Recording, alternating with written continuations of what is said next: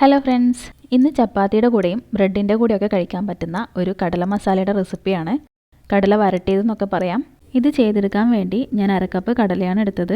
ചെറിയൊരു ക്വാണ്ടിറ്റിയിലാണ് ചെയ്യുന്നത്. ഇതൊരു 7 മണിക്കൂർ വെള്ളത്തിൽ കുതിർത്ത് വെച്ച കടല കുറച്ച് മഞ്ഞൾപ്പൊടിയും ഉപ്പും വെള്ളവും ചേർത്തൊന്ന് കുക്ക് ചെയ്തെടുത്തതാണ്. പിന്നെ ഒരു പാൻ അടുപ്പിൽ വെച്ച് ഇതിലേക്ക് 1.5 ടേബിൾ സ്പൂൺ വെളിച്ചെണ്ണ ഒഴിച്ചു കൊടുക്കുന്നുണ്ട്. ശേഷം ഒന്ന് കടുക് പൊട്ടിച്ചെടുക്കണം. കടുകൊക്കെ ഒന്ന് പൊട്ടി വരുമ്പോൾ ഇതിലേക്ക് തേങ്ങാക്കൊത്ത് ചേർത്ത് കൊടുക്കുന്നുണ്ട്. എന്നിട്ട് ഇതൊന്ന് വഴറ്റി കൊടുക്കണം. തേങ്ങാക്കൊത്തൊക്കെ ചെറുതായിട്ടൊന്ന് ബ്രൗൺ കളറായി വരുമ്പോൾ ഇതിലേക്ക് 2 വറ്റൽമുളകും കുറച്ച് കറിവേപ്പിലയും ചേർത്ത് കൊടുക്കുന്നുണ്ട്. വീണ്ടും ഒന്ന് വഴറ്റി കൊടുത്തതിന് ശേഷം ഇതിലേക്ക് ചെറിയൊരു പീസ് ഇഞ്ചിയും 5 അല്ലി വെളുത്തുള്ളിയും ചെറുതായി കട്ട് ചെയ്തത് ചേർത്ത് കൊടുക്കുന്നുണ്ട്. പിന്നെ ഇതിലേക്ക് സവാള ചേർത്ത് കൊടുക്കണം. ഞാൻ ഒരു സവാളയുടെ പകുതിയാണ് ചേർത്ത് കൊടുത്തത്. നൈസായി കട്ട് ചെയ്തതാണ്. 2 പച്ചമുളക് ചെറുതായി കട്ട് ചെയ്തതും ചേർത്ത് കൊടുക്കുന്നുണ്ട്. പിന്നെ ഇതിലേക്ക് കുറച്ച് ഉപ്പും ചേർത്ത് കൊടുക്കുന്നുണ്ട്.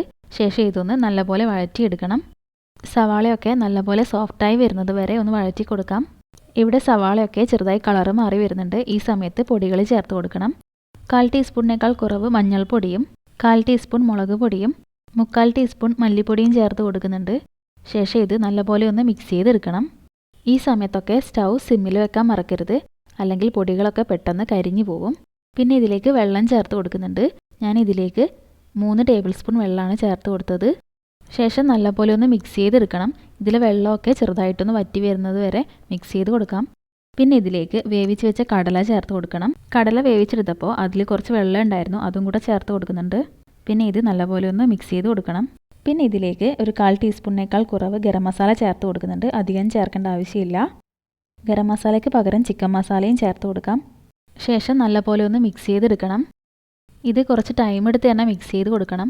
എന്നാലേ മസാലയൊക്കെ കടലയിൽ നല്ലപോലെ പിടിച്ച് കിട്ടുള്ളൂ.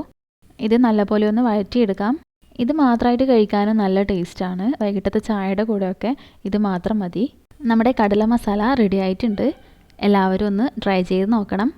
വീഡിയോ ഇഷ്ടപ്പെട്ടാൽ ലൈക്ക് ചെയ്യാനും സബ്സ്ക്രൈബ് ചെയ്യാനും മറക്കരുത്.